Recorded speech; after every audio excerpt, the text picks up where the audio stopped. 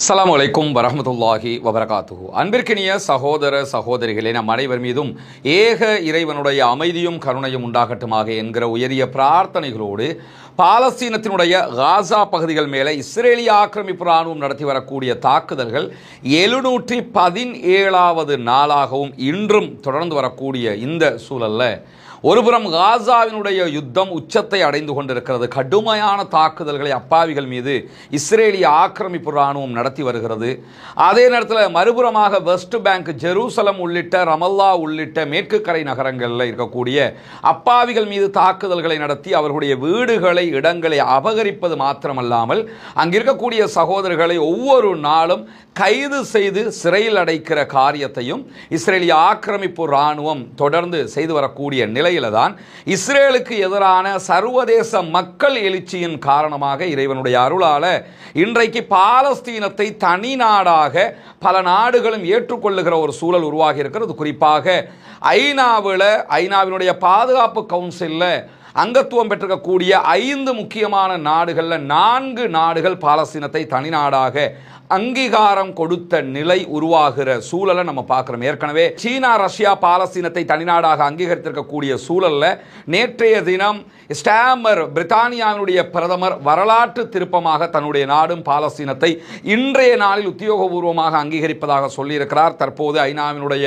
கூட்டம் நடைபெற்று வரக்கூடிய சூழலில் ஒரு சில மணி நேரங்களுக்குள்ளாக அந்த அறிவிப்புகள் வெளியாகுவதற்கான வாய்ப்புகள் இருக்கக்கூடிய சூழலில் அதே போன்று இன்றைய நாளில் நடக்கக்கூடிய இந்த கூட்டத்தில் பிரான்சும் பாலஸ்தீனத்தை தனிநாடாக அங்கீகரிக்க இருக்கிற அதே நேரம் மொத்தமாக 11 நாடுகள் பாலஸ்தீனத்தை தனிநாடாக அங்கீகரிக்க இருக்கிறது. உலகத்தில் இருக்கக்கூடிய 197 ஐநா அனுமதி பெற்ற, ஐநாவினுடைய உறுப்புரிமை பெற்ற நாடுகளில் 157 நாடுகள் மொத்தமாக பாலஸ்தீனத்தை அங்கீகரித்த நிலை இன்றைய நாளில் ஏற்படும் என்கிற ஒரு மகிழ்ச்சியான செய்திகளுக்கு மத்தியில் பல நாடுகளிலும், குறிப்பாக பிரித்தானியாவில், பிரான்ஸில் என்று பல நாடுகளிலும் பாலஸ்தீனத்தினுடைய கொடி அந்தந்த நாடுகளின் நகரங்களின், நகராட்சிகளில், அரசு அலுவலகங்களில் உயர்த்தப்படக்கூடிய ஒரு சூழலையும் இன்றைக்கு நம்ம பார்க்க முடியும். இப்படி பல நகரங்களிலும், நாடுகளுடைய தலைநகரங்களிலும் பாலஸ்தீனத்தினுடைய கொடி பறக்க விடப்பட்டு கொண்டிருக்கிறது.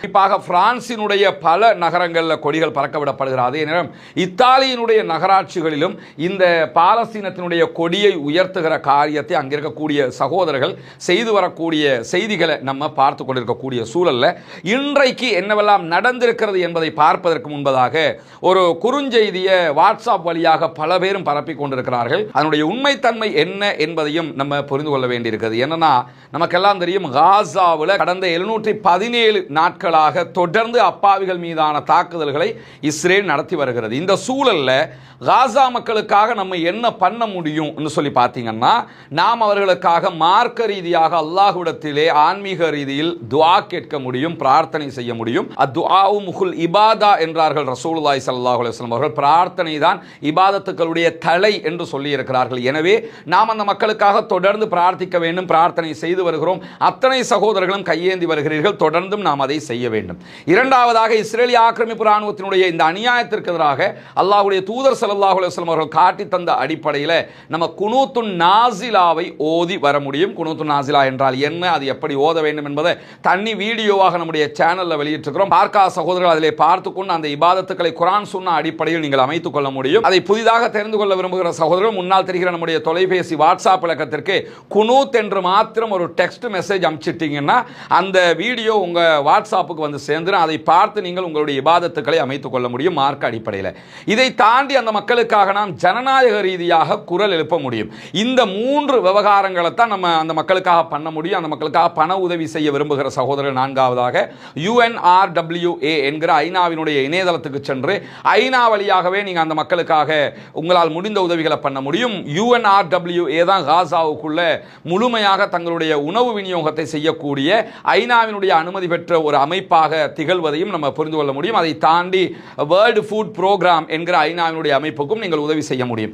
இவைகள் தான் அந்த மக்களுக்காக நாம் செய்ய வேண்டிய காரியங்கள். இப்படியான சூழல்ல சில சகோதரர்கள், சில மக்கள் என்ன நினைக்கிறாங்கன்னு கேட்டா, காசா மக்களுக்கு எதையாவது செய்யணும்னு நினைச்சுக்கிட்டு சில தவறான செய்திகளை மக்களுக்கு மத்தியிலே பரப்புகிறார்கள். அதுல ஒண்ணுதான் இன்னைக்கு முழுவதும் நிறைய சகோதரர்கள் எனக்கே வாட்ஸ்அப்ல திரும்ப திரும்ப அனுப்பிக்கிட்டு இருக்கிறீங்க. அது என்னன்னு கேட்டா, அடுத்த 72 மணி நேரங்கள் பாலஸ்தீனத்திற்கு, குறிப்பாக காசாவுக்கு ரொம்ப முக்கியமானது என்று சொல்லிட்டு, காசா அதே போன்று பாலஸ்தீன போராளி குழுக்களை அழிப்பதற்காக இஸ்ரேல் 1 லட்சம் படை வீரர்களை கூடுதலாக 2 லட்சம் படையையும் காசாவுக்குள்ள அனுப்புது. இந்த நேரத்தில் முழு உம்மத்தும் கீழே இருக்கக்கூடிய ஒரு துவாவை ஓதுங்க. 72 மணி நேரத்துக்குள்ளாக ஒவ்வொரு துவாவையும் 10 மில்லியன் முறை கூட்டாக ஓத இலக்கு வைத்திருக்கிறோம் அப்படின்னு சொல்லி கீழே ஒரு பிரார்த்தனையை ஹஸ்புனல்லாஹு வ நிஅமல் வக்கீல் என்கிற அந்த பிரார்த்தனையை போட்டுட்டு என்ன பண்றாங்கன்னா, தயவு செய்து இந்த செய்தியை ஒவ்வொருவருக்கும் அனுப்புங்கள். அதே போன்று 10 மில்லியன் இலக்கை அடைவதில் உங்கள் பங்கை ஆற்றுங்கள். எதிரிக்கு திட்டங்கள் உள்ளன, அல்லாஹ் சிறந்த திட்டமிடுபவன் என்று சொல்லி ஜஸாக் அல்லாஹ் என்று சொல்லி போட்டு இந்த இமேஜ் என்ன பண்றாங்கன்னா, மற்றவங்களோட மொபைலுக்கும் ஸ்ப்ரெட் பண்ணுங்க அப்படின்னு சொல்லி போட்டுக்கிறாங்க. முதல் விஷயம் என்னன்னா, நம்ம எதை பண்றதா இருந்தாலும் அல்லாஹ் சொல்லி இருக்க வேண்டும், அல்லது அவனுடைய தூதர் முஹம்மது நபி ஸல்லல்லாஹு அலைஹி வஸல்லம் அவர்கள் சொல்லி இருக்க வேண்டும். இதுதான் இஸ்லாத்தினுடைய அடிப்படை.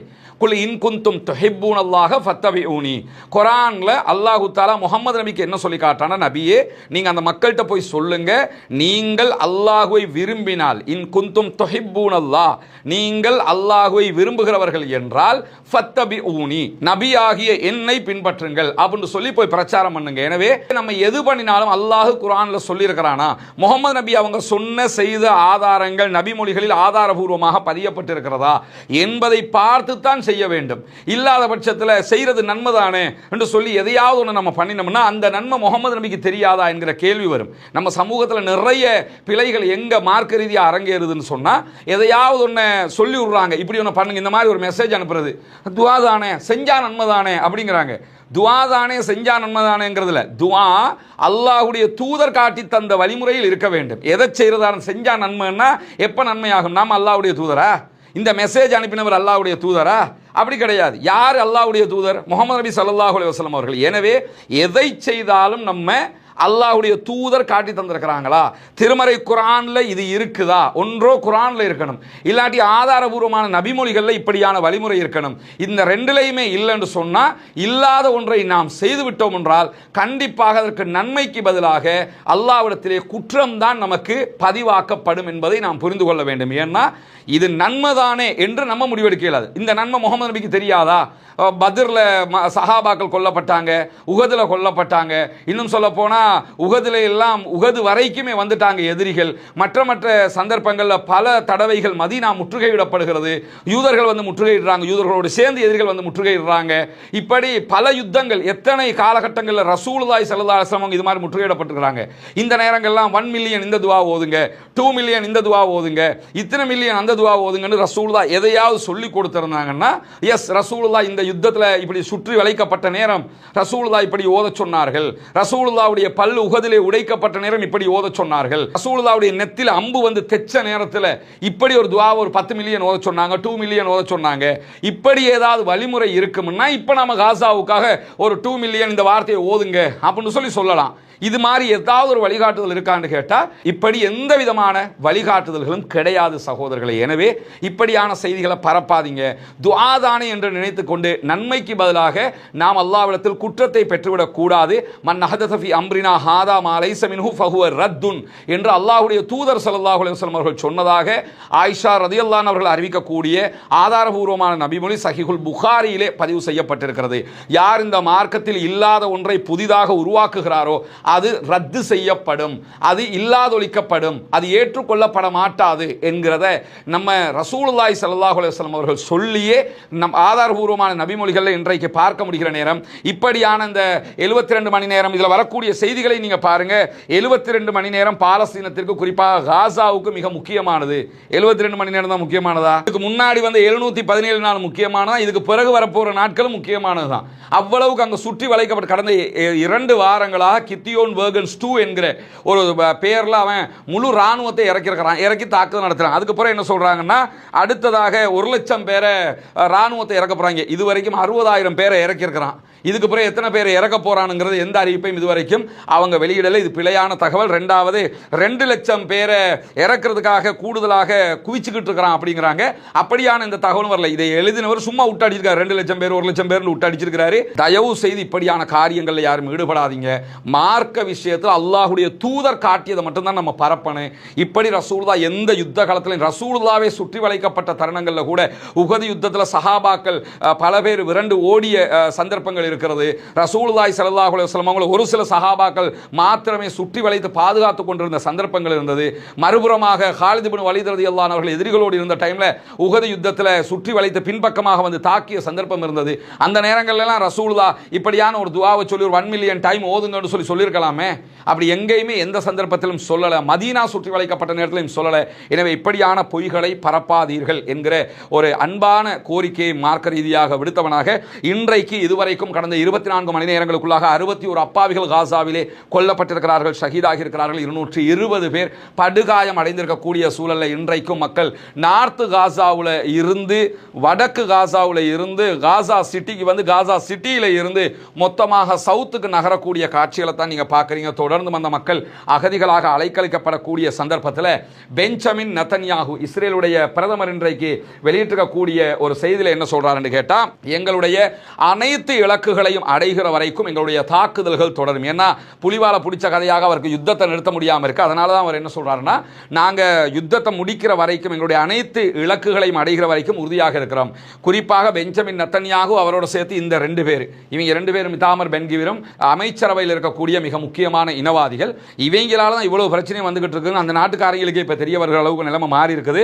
காசாவில் மட்டுமல்ல அனைத்து அரங்கங்களிலும் எங்களுடைய அனைத்து போர் இலக்குகளையும் அடைகிற வரைக்கும் நாங்கள் தாக்குதல் நடத்துவோம்ங்கிறாங்க. எனவே கத்தாருக்குள்ள புகுந்து அடித்த மாதிரி, ஈரானுக்குள்ள ஒரு யுத்தத்தை கிளப்பி விட்ட மாதிரி அடுத்தும் சில நாடுகள் இலக்கு வைக்கப்பட இருக்கிறது என்பதை பெஞ்சமின் நெதன்யாகு சொல்லாமல் சொல்லியிருக்கிறார். அந்த யுத்தத்தை நிறுத்தாமல் இருக்கிறதுக்கு அவர் வேண்டியதை செய்வார்.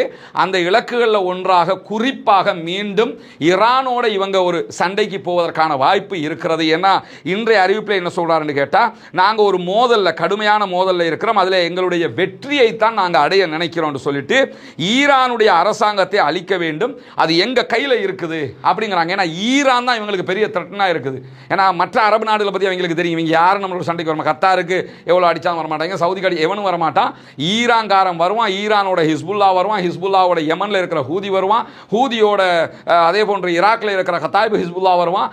இந்த மாதிரி தான் வருவாங்களே தவிர இவங்க வரமாட்டாங்க. அதனால ஈரானை சமாளிக்கணுங்கிறது, ஈரானோட திருப்பி ஒரு அட்டாக்கு போகணுங்கிறது அவருடைய மிகப்பெரிய தேவையாக இருக்கு. இதே நேரத்தில் அல் ஜசீரா வெளியிட்டிருக்கக்கூடிய இன்னும் ஒரு தரவுகளில் பெரும்பாலும் அவர்கள் அங்காராவை நோக்கி தாக்குதல்களை நடத்தக்கூடும். அதாவது டர்க்கியை நோக்கி தாக்குதல்களை நடத்தக்கூடும். டர்க்கி அவங்க வம்புக்கு இழுக்கக்கூடும். இப்படியான ஒரு சூழலும் வருவதற்கான வாய்ப்புகள் இருக்கிறது. ஏன்னா இப்ப கத்தாருக்கு அடிச்சு பார்த்துட்டாங்க, ஒண்ணுமே நடக்கல. அடுத்து டர்க்கிக்கு அடிப்போம், டர்க்கிக்கு அடிச்சு அவங்க சும்மா தான் இருக்கிறதுக்கு வாய்ப்பு இருக்குது.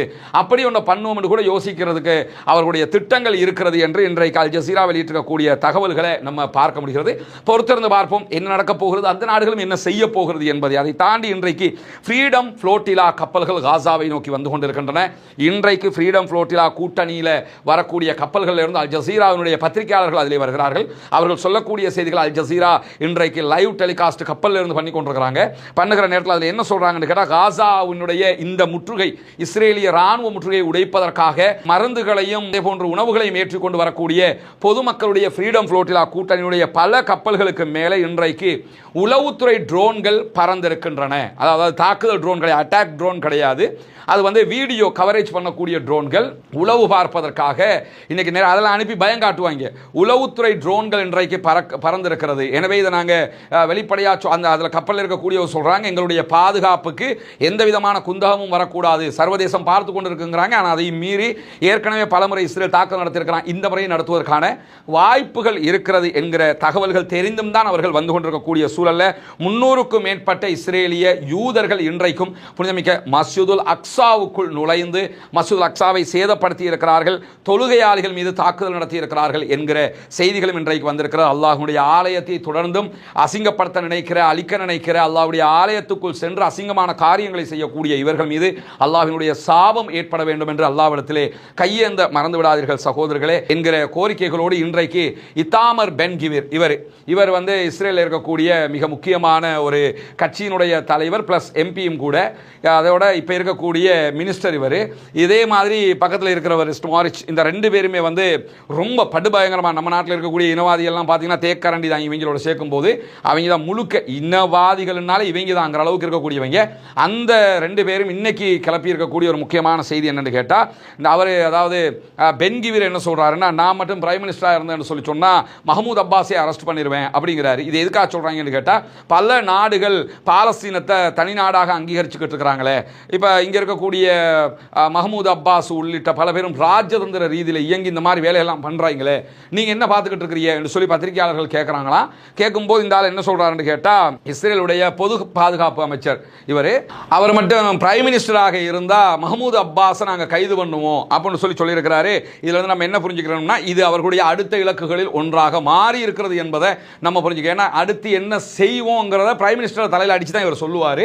வளமையாக நாங்கள் அந்த அட்டாக் பண்ணுவோம், இந்த அட்டாக், இதெல்லாத்தையும் இந்த ஆள் தான் சொல்லுவோம் அல்லது இந்த ஆள் சொல்லுவார். இந்த மாதிரி இன்றைக்கு சொல்லியிருக்கக்கூடிய ஒரு செய்தி தான். இப்போ மஹமூத் அப்பாஸுக்கு ஆல்ரெடி வீசா கொடுக்காம நிறுத்தி இருக்கிறாங்க அமெரிக்கா ஐநாவினுடைய கூட்டத்துக்கு போகிறதுக்கு. அப்படி சட்டப்படி செய்யவே முடியாது, ஆனால் சட்டத்தை மீறி அவங்க செஞ்சிருக்கிறாங்க. எனவே அமெரிக்காவினுடைய ஆதரவு எத்தனை அநியாயம் செய்தாலும் எங்களுக்கு இருக்கிறது என்கிற நம்பிக்கை இவர்களுக்கு இருக்கிற காரணத்தினால தான் இன்றைக்கு இந்த அறிவிப்பை விடுத்திருக்கிறார். எனவே மேபி ஒரு சில நாட்களுக்குள்ளாக அல்லது அடுத்தடுத்த கட்டங்களாக இவர்கள் யுத்தத்தில் தோல்வி என்கிற காரணத்தினால இந்த தோல்வியை மறைப்பதற்கு மஹமூத் அப்பாஸையும் கைது பண்ணுவதற்கு வாய்ப்பு இருக்கிறது. அந்த கைது பண்றதுனால எதுவும் மாறிட போறதில்லை. ஆனால் பாலஸ்தீன அதிகார சபையின் தலைவராக இருக்கக்கூடிய ஒருவர் அவரை கைது பண்ணினா அது ஒரு பெரிய செய்தியாக மாற்றப்படலாம், அவங்களுக்கு திசை திருப்பலாம். கொஞ்ச நாளைக்கு பார்த்தீங்களா மஹமூத் அப்பாஸையே நாங்கள் அரெஸ்ட் பண்ணுறோம் பார்த்தீங்களா அப்படின்னு சொல்லி உள்ளூருக்குள்ள உள்நாட்டுக்குள்ள அவங்களுடைய இமேஜை மேலே எடுத்துக்கலாம் என்கிறதுக்காக கூட அவர்கள் செய்வதற்கான வாய்ப்பு இருக்கிறது. அதே போன்று இந்த சம்பவங்களுக்கு மத்தியில் இன்றைக்கு பீர்சைத் என்கிற ஒரு பல்கலைக்கழகம் வெஸ்ட் பேங்க்ல இருக்கிறது. இந்த வெஸ்ட் பேங்க்ல இருக்கக்கூடிய பாலஸ்தீன மக்களுடைய பல்கலைக்கழகம் அது. இந்த பல்கலைக்கழகத்துக்குள்ள இன்றைக்கு இஸ்ரேலிய ஆக்கிரமிப்பு ராணுவம் நுழைந்திருக்கிறது. நுழைந்து தாக்குதல்களை நடத்தி இருக்கிறார்கள். அங்க இருக்கக்கூடிய வாட்ச்மேன் உள்ளிட்ட பல பேர் மேல அட்டாக் பண்ணி இருக்கிறாங்க என்கிற செய்திகளும் வெளியாகி இருக்கிறது. இது தொடர்பாக இன்றைக்கு பல்கலைக்கழகம் விடுத்திருக்கக்கூடிய அறிவிப்பில் பாலஸ்தீனத்தினுடைய கல்வித்துறையை மொத்தமாக அளிக்கிறது இஸ்ரேல், அதிலும் குறிப்பாக உயர்கல்வியை அளிக்க வேண்டும் என்பதற்காகவே பல்கலைக்கழகத்திற்குள் நுழைந்து ரகளை செய்திருக்கிறார்கள். பல்கலைக்கழகத்தை அழிப்பதற்கு முற்படுகிறார்கள் என்கிற செய்திகளை சொல்லியிருக்கிறாங்க. ஆல்ரெடி காசாவில் இருந்த பல்கலைக்கழகங்கள் அழிக்கப்பட்டிருக்கக்கூடிய சூழலில் தான் இந்த தாக்குதலும் நடைபெற்றிருக்கிறது என்கிற செய்திகள் வெளியாகி இருக்கக்கூடிய நிலையில் இன்றைக்கும் காசாவில் இருந்து இஸ்ரேலுடைய நஹல் ஓஸ் என்கிற பகுதிகளுக்கு 3 ராக்கெட் தாக்குதல்கள் நடத்தப்பட்டிருக்கு. எனவே பாலஸ்தீன விடுதலை ராணுவத்தைச் சேர்ந்தவர்கள் ராக்கெட் தாக்குதல் நடத்துகிற அளவுக்கு பலத்தோடு இருக்கிறார்கள் என்பதை இது சுட்டிக்காட்டுகிறது. இந்த தாக்குதல்கள் இஸ்ரேல் மீது ஒரு அதிர்ச்சியாகவே இருக்கும்ங்கிறத மாற்று கருத்தில். ஏன்னா இத்தனை நாட்கள் யுத்தம் நடக்கிறது, மீண்டும் மீண்டும் அவங்க தாக்குதல் ஏவுகணை தாக்குதல் நடத்துகிற அளவுக்கு அவங்கள்ட்ட பலம், ராக்கெட் அட்டாக் பண்ற அளவுக்கு அவங்கள்ட்ட பலம் இருக்கிறது என்பது அவர்களுக்கு அதிர்ச்சியான ஒன்று தான். ஏன்னா நாங்கள் யுத்தத்தை முடிச்சிட்டோம் அழிச்சிட்டோம் சொல்ல சொல்ல அவங்க அடிச்சுக்கிட்டே இருக்கிறாங்கன்னா அந்த ஆயுத பலம் அவர்களிடத்தில் இருக்கிறது. அதை தாண்டி இன்றைக்கு பாலஸ்தீன விடுதலை அமைப்பு வெளியிட்டிருக்கக்கூடிய அறிக்கையில் சஃப்ரா பகுதிகளில் இன்றைக்கு இஸ்ரேலிய ஆக்கிரமிப்பு ராணுவத்தினுடைய மெர்காவா டேங்க் ஒன்றை அளித்திருக்கிறார்கள். அதே போன்று நார்த் காசா பகுதிகளில் 2 மெர்காவா டேங்குகள் இன்றைக்கு கன்னிவெடி தாக்குதல்கள் வைக்கப்பட்டு அளிக்கப்பட்டிருக்கு. மொத்தம் 3 மெர்காவா டேங்குகள் இன்றைக்கு அளிக்கப்பட்டு குறைந்தது 15 இஸ்ரேலிய ஆக்கிரமிப்பு ராணுவத்தை சேர்ந்தவர்கள் கபருக்குள் அனுப்பப்படுகிற நிலை உருவாகி இருக்கிறது. யுத்தம் உச்சமாக இருக்கிற காரணத்தினால அவர்களுடைய டேங்குகளை அளிப்பதையும் அதே போன்று அவருடைய ஆட்களை முடிந்தவரை உயிரோடு பிடிப்பதையும் தான் பாலஸ்தீன விடுதலை ராணுவம் செய்து வருகிறது. அதற்கான முயற்சிகளை தான் செய்கிறோம் என்று மீண்டும் மீண்டும் அவர்கள் அறிவித்துக் கொண்டிருக்கக்கூடிய செய்திகளையும் நம்ம பார்க்க முடிகிறது. இன்றைக்கு வெளியாகி இருக்கக்கூடிய மிக முக்கியமான செய்திகளைத்தான் நாம் பார்த்திருக்கிறோம். பாலஸ்தீனம் தனி நாடாக அங்கீகரிக்கப்படுகிற அறிவிப்பு வருகிற போது அதையும் உடனடியாக உங்களுக்கு மத்தியில் கொண்டு வந்து தருவதற்கு நாம் தயாராக இருக்கிறோம். இணைந்திருங்கள். ரஸ்மின் மயசி நியூஸ் மற்றும் ரஸ்மின் டாக்ஸ் ஆகிய 2 சேனல்களையும் சப்ஸ்கிரைப் பண்ணாத சகோதரர்கள் சப்ஸ்கிரைப் பண்ணிக் கொள்கிற அதே நேரம் பாலஸ்தீனம் வெற்றி பெற வேண்டும், பாலஸ்தீனம் சுதந்திரம் அடைய வேண்டும், பாலஸ்தீன மக்கள் நம்மை போன்று நிம்மதியானவர்களாக மாற வேண்டும், வாழ வேண்டும் என்கிற உயரிய பிரார்த்தனைகளோடு பாலஸ்தீன அப்பாவிகளுக்காக பிரார்த்திக்கிற அதே நேரம் இஸ்ரேலிய ஆக்கிரமிப்பு ராணுவத்திற்கு எதிராக தொடர்ந்தும் கொண்டு நாசிலாவை ஓத மறந்து விடாதீர்கள். நண்பர்களே, தாய்மார்களே என்கிற கோரிக்கைகளோடு பாலஸ்தீன மக்களுக்காக ஜனநாயக ரீதியாகவும் குரல் எழுப்புவோமாக வாகிறது. அல்ஹம்துலில்லாஹி ரப்பில் ஆலமீன்.